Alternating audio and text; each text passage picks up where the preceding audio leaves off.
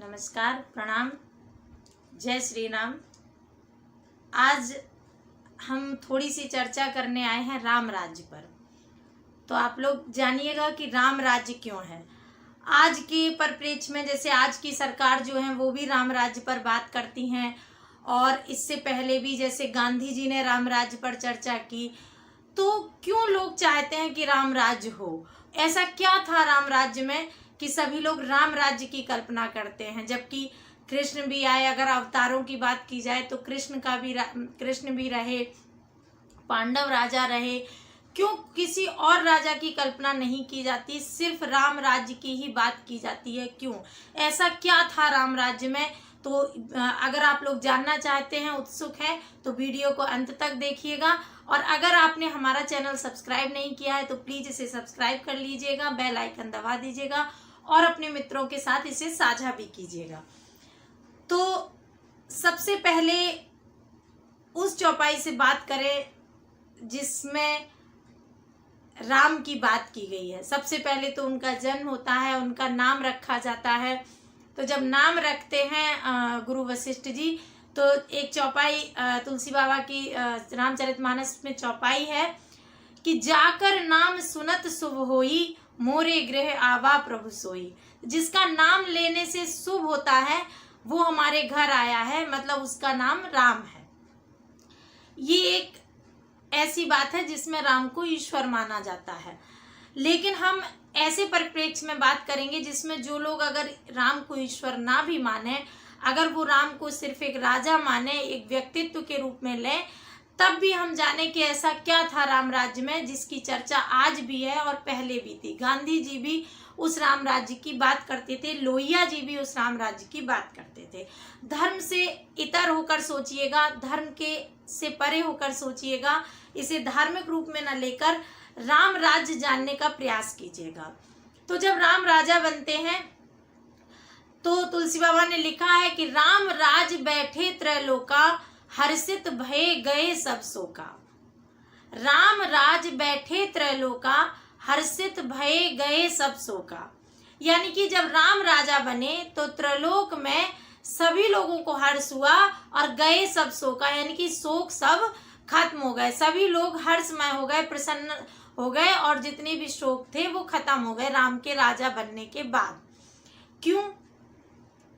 तभी तो राम राज्य चाहिए कि राम राज्य आने से सभी लोग प्रसन्न रहे। तो ऐसा क्या किया राम ने कि सभी लोग प्रसन्न रहे? बात आती है कि वयस न कर काहू सन कोई, राम प्रताप विषमता खोई। कोई भी किसी से बैर नहीं रख रहा है, कोई भी किसी के साथ बैर मनुष्यता नहीं है, कहीं से भी राम के प्रताप से विषमता खत्म हो गई है। लोगों में ईर्ष्या नहीं है, लोग एक दूसरे से चिढ़ नहीं रहे हैं। और ऐसा कब होगा? जब हमें जो चाहिए वो हम प्राप्त करेंगे। अगर हमें रोजगार की आवश्यकता है, अगर हमें मिल जाएगा तो हम किसी और से क्यों चिढ़ेंगे, क्यों हम परेशान रहेंगे? हम अपना रोजगार करेंगे, काम करेंगे, खुश रहेंगे। ईर्ष्या या सब कुछ भी तो खाली दिमाग का ही घर है। जब हम खाली बैठेंगे तो यही सब सोचेंगे। तो बयस न कर काहू सन कोई, राम प्रताप विषमता खोई। राम के प्रताप से जो विषमता थी वो समाप्त हो गई। जिसके लिए जो कार्य था, जो जिस कार्य को करने लायक था, उसे वो कार्य मिल गया। इसलिए राम राज्य जरूरी है कि हम जिस काम को करने लायक है हमें उस तरह का काम मिल जाए। हम प्रसन्न ही रहेंगे। जब हमें हमारे मन का काम नहीं मिलता तभी तो हम अप्रसन्न होते हैं। एक और चौपाई मिलती है, अध्याय मिलती है रामचरितमानस में। दैहिक दैविक भौतिक तापा, राम राज कहियो नहीं व्यापा।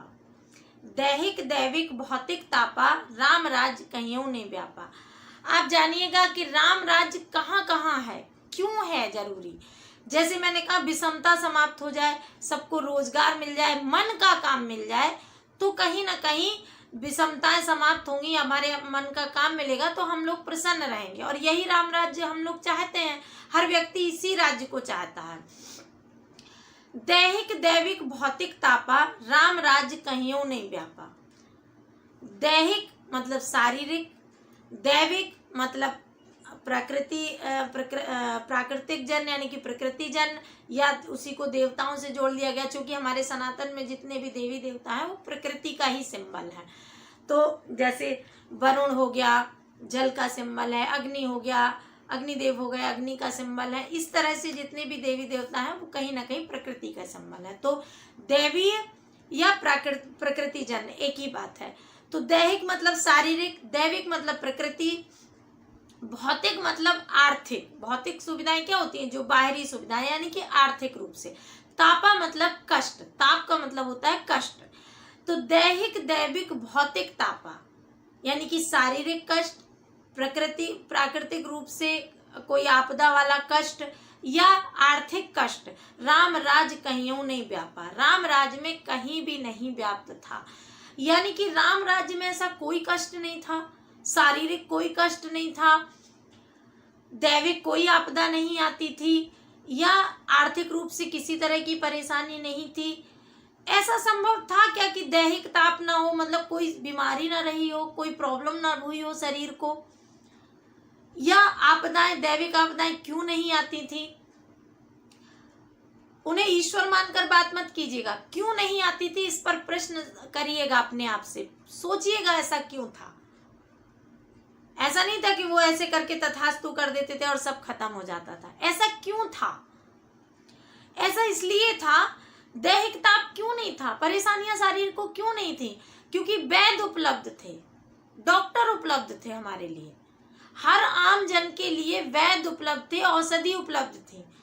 तो हमें प्रॉपर इलाज मिलता था और हमारी बीमारियां ठीक हो जाती थी, या बीमारी अपेक्षाकृत कम भी होती थी, क्योंकि जब आपके पास कोई आर्थिक कष्ट नहीं था, कुपोषण नहीं था, प्रकृति में कोई उथल पुथल नहीं थी, जब इस तरह की चीजें थी तो आप कहीं ना कहीं बीमार भी कम पड़ते हैं।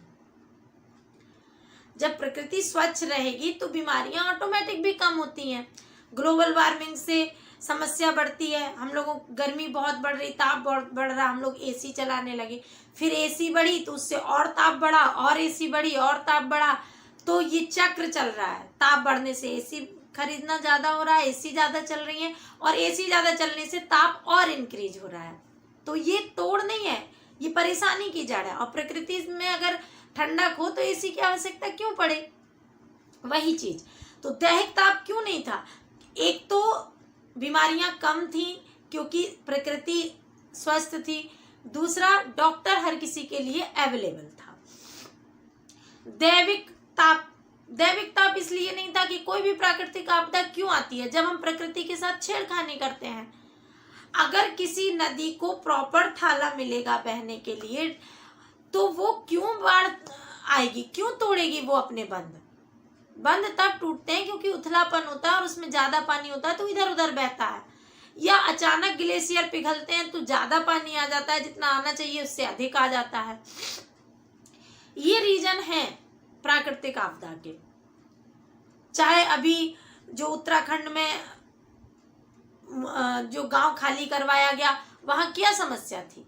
दरारें आने लगी घर में, क्यों? क्योंकि नीचे से टनल बन रही है, कुछ हो रहा है, इससे जो वहां की जो स्ट्रक्चर है, जो चट्टाने हैं, वो उस तरह की नहीं है और वो फटने लगी, तो गांव के गांव खाली करवाने पड़े। ये क्यों समस्या है? क्योंकि हम प्रकृति के साथ छेड़खानी कर रहे हैं। राम राज्य में दैवी आपदा क्यों नहीं थी? क्योंकि हम प्रकृति के साथ छेड़खानी नहीं करते थे। राम राज्य तो छोड़ो, अभी के ही कुछ समय पूर्व का देख लो, लॉकडाउन में ही हम जब हम लोग अंदर थे, गाड़ियां बंद थी, फैक्ट्री बंद थी, तो देखा यमुना साफ थी, गंगा साफ थी, ऑटोमेटिक प्रकृति अपने आप को रिन्यू कर रही थी। हमें प्रकृति को साफ नहीं करना पड़ता, हमें गंगा यमुना साफ नहीं करना पड़ेंगी, नदियां साफ नहीं करना पड़ेंगी, बस हम कचरा डालना बंद कर दें, वो अपने आप साफ हो जाएंगी। तो दैहिक, दैविक और भौतिक ताप क्या था? आर्थिक विषमताएं। जैसे हमने पहले की चौपाई में बताया कि जब हमें हमारे मन के रोजगार मिल जाएंगे तो भौतिक ताप तो नहीं रहेगा, आर्थिक समस्याएं तो नहीं आएंगी हमारे सामने। हमें जो रोजगार चाहिए मिल जाएगा, हम अपना काम करेंगे, हमारी आवश्यकता अनुसार हमारी जॉब से पूर्ति हो जाएगी, क्योंकि जो हमारे मन का जॉब है वो हमारी आवश्यकताओं की पूर्ति कर देता है जितनी हमारी जरूरत है। तो इसलिए भौतिक ताप नहीं आता। राम राज्य कहीं नहीं व्यापा, राम राज्य में ये सब चीजें कहीं भी नहीं थी, राम राज्य में ये सब चीजें कहीं भी नहीं थी। तो उसका हमने कारण बताया, प्रकृति के साथ तालमेल था, डॉक्टर अवेलेबल थे हर किसी के लिए। ये सारी ऐसी अच्छाइयां थी जो राम राज्य में थी, जो हमें आज भी अपनाना चाहिए। अगर उसे हम काल्पनिक ही मान लें तो कल्पना के तौर पे भी अगर ऐसी चीजें थी और ऐसी चीजों की हम कल्पना करते हैं तो क्यों नहीं हम इसे आज अपनाएं। अगर हम इसे आज भी अपनाएंगे तो हमारा देश आज भी बहुत अच्छा हो जाएगा, जनमानस को बहुत सुविधाएं हो जाएंगी। उसी राज्य की कल्पना की जाती है, राम राज्य की। कुछ और बातें, अल्प मृत्यु नहीं कवनो पीरा, सब सुंदर सब बिरुज शरीरा। सुंदर किसे कहा जाता है? सुंदर ये नहीं होता कि आपकी शक्ल बहुत सुंदर है, आप गोरे बहुत हैं, आप लंबे बहुत हैं। सुंदर शरीर से वो होता है जो स्वस्थ होता है।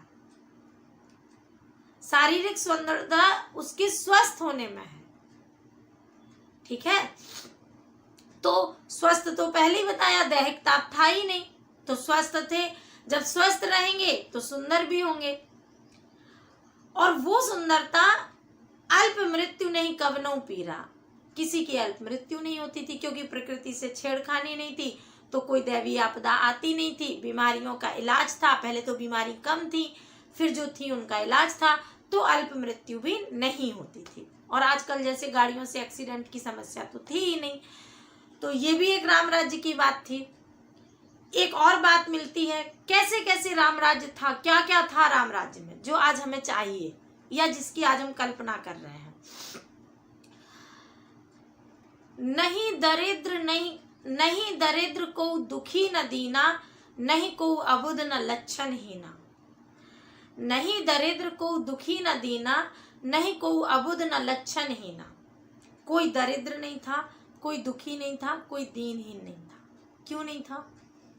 दरिद्र तो इसलिए नहीं था कि रोजगार अवेलेबल थे, पहले ही का भौतिक ताप नहीं था। इसलिए कोई दुखी भी नहीं था, क्योंकि अस्वस्थ भी नहीं था, भौतिक ताप भी नहीं थे, दैविक ताप भी नहीं थे। तो दुखी क्यों होगा, दीनहीन क्यों होगा कोई, जब उसके पास रोजगार होगा।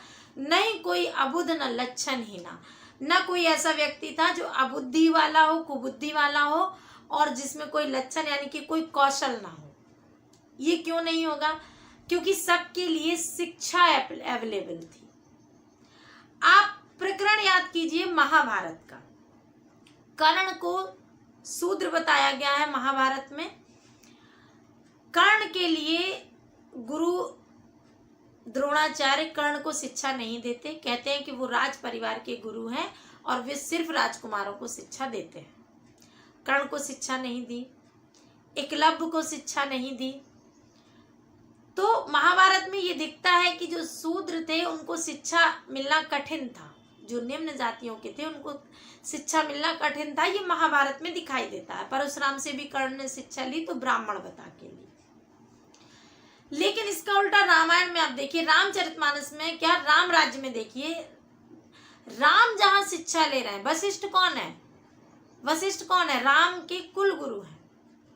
राम के कुल गुरु हैं, राम राज्य के कुल गुरु हैं, यानी कि दशरथ के यहाँ वो कुल गुरु के रूप में है। वो किसको शिक्षा दे रहे हैं? वो निषाद राज को शिक्षा दे रहे हैं। राम की दोस्ती निषाद राज से कैसे है? क्योंकि वो एक ही गुरु के शिष्य हैं। यानी कि निषाद राज एक आदिवासी कबीला का व्यक्ति है जिसे राम के साथ पढ़ने की अनुमति है, यानी कि जाति पात की बात नहीं है। उन्हें शिक्षा, हर व्यक्ति को शिक्षा पाने का अधिकार है। जब शिक्षित दीक्षित रहेगा तो कुबुद्धि क्यों रहेगी? कोई भी व्यक्ति बुद्धिमान होगा जो पढ़ा लिखा रहेगा। तो शिक्षा सभी के लिए अवेलेबल थी, सभी लोग पढ़ सकते थे। सबरी के भी जूठे बेर खाते हैं, तो जाति का तो कोई भाव था ही नहीं। लेकिन राम के लिए जाति का भाव नहीं था, ये फिर भी समझ में आता। पर गुरु भी, भले वो राजा के यहाँ, वो एक राज परिवार के कुल गुरु हैं वशिष्ठ, जैसे द्रोणाचार्य थे पांडवों के, कौरव पांडवों के, लेकिन वो कर्ण को शिक्षा नहीं देते। पर वशिष्ठ के यहाँ निषाद शिक्षा लेता है, जो राम के मित्र है निषाद राज। तो वहां अंतर नहीं है। ये भी एक बड़ी बात है कि किसी भी जात पात के लोग शिक्षा पर बराबर का अधिकार रखते हैं। हमारा मूल अधिकार ये बात बताता है अब। लेकिन अब लोकतंत्र है, तब लोकतंत्र नहीं था, तब की बात हो रही है। लोकतंत्र से ध्यान आता है, राम ने राजा बनने के बाद एक और बात कही थी,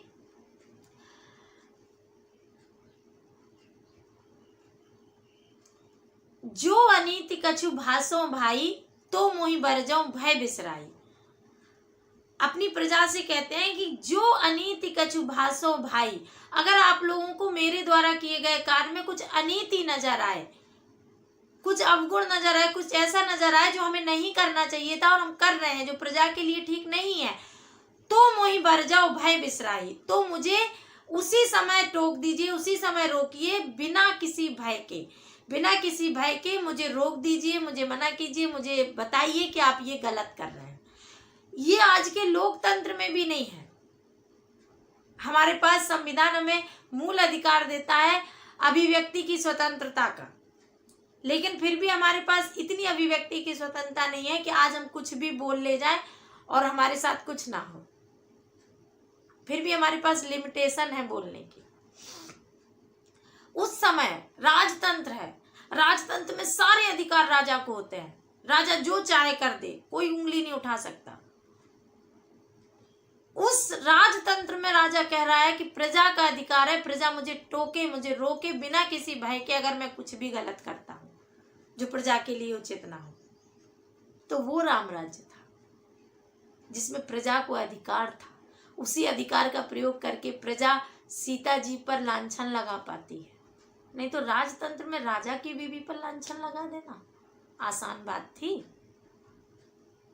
2 मिनट में काट के अलग कर देते जो भी ये कहता, लेकिन उसको फॉलो किया क्योंकि वो प्रजा का मत था। सीता जी ने अपना, खुद वाल्मीकि ने सीता जी की पवित्रता का प्रमाण दिया, उसके बाद भी जब तक प्रजा ने नहीं अपनाया, राम ने अपनाने से इनकार किया। क्यों? क्योंकि प्रजा को अधिकार दिए गए। राजतंत्र होते हुए भी राम राज्य लोकतंत्र था, राम राज्य लोकतंत्र था, राजतंत्र होते हुए भी, इसलिए लोग राम राज्य चाहते हैं। सब गुणज्ञ पंडित सब ज्ञानी, सब कृतज्ञ नहीं कपट सयानी। सब गुणज्ञ पंडित हैं, ज्ञानी हैं। ये तो इसलिए है कि मैंने पहले ही बताया कि शिक्षा का अधिकार था, सभी लोगों को शिक्षा मिलेगी तो सभी लोग ज्ञानी बनेंगे, गुण आएंगे, सीखेंगे। किसी में कोई कपट नहीं था, छल नहीं था। एक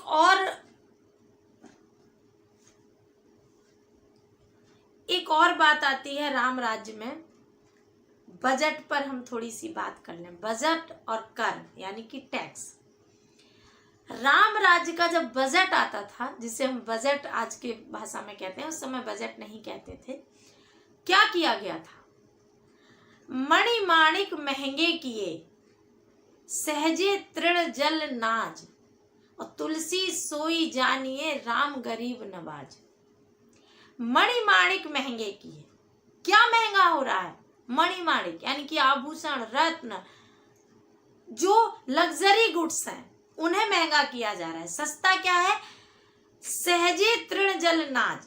सस्ता क्या है? सब्जियां सस्ती हैं, अनाज सस्ता है, जल की उपलब्धता सबके लिए है। ये जो बेसिक नीड्स हैं लोगों की वो सस्ती हैं। महंगे क्या है? मर्सिडीज महंगी है। उस समय मर्सिडीज नहीं थी। मणिमाणिक महंगे किए यानी कि ऐसी चीजें महंगी हुई जो लग्जरी गुड्स थी, जो आवश्यक नहीं है, जो दिखावे के लिए जरूरी है, वो महंगी थी। और होना भी चाहिए। जो लोग मर्सिडीज खरीदते हैं वो अगर 1 करोड़ की ले सकते हैं तो 1.5 की भी ले सकते हैं।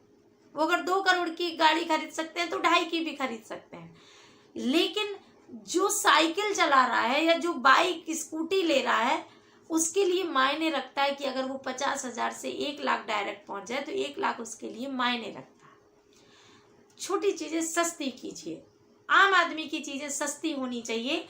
जो लोग रिच हैं, अंबानी हैं, टाटा हैं, इनके लिए कुछ भी महंगा कर दीजिए। जो लग्जरी गुड्स हैं, लग्जरी गुड्स कौन रखता है? जो दिखावा करता है, जिसके पास अलग से पैसा होता है, एक्स्ट्रा पैसा होता है। एक्स्ट्रा पैसा से जो चीजें खरीदी जाती हैं, जो दिखावे की हैं, जो जरूरी की नहीं है, उन्हें महंगी कर दीजिए।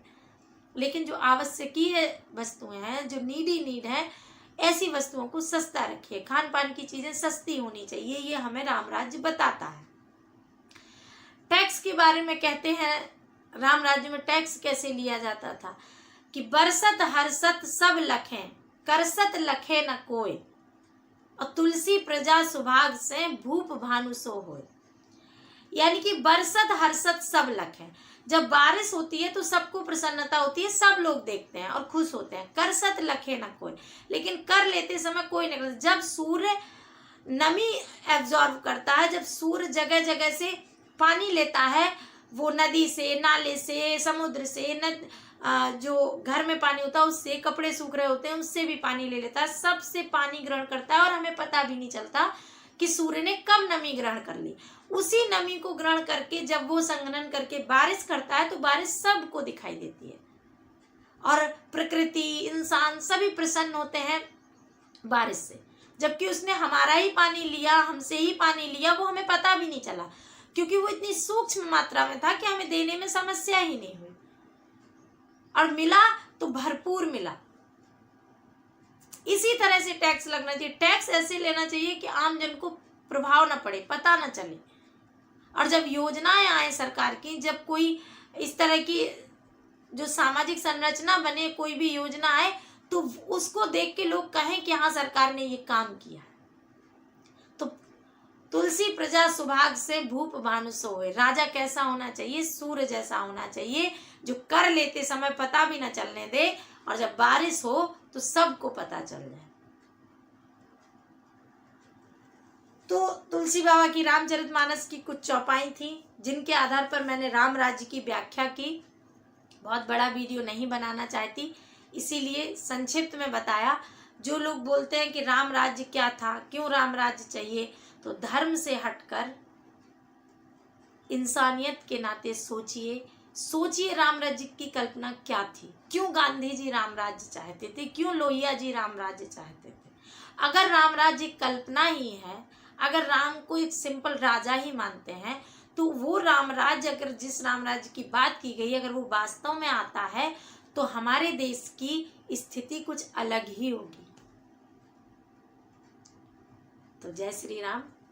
आप लोगों का दिन शुभ हो, और अगर आपको अच्छा लगा हो तो हमें कमेंट्स बॉक्स में ज़रूर बताइएगा।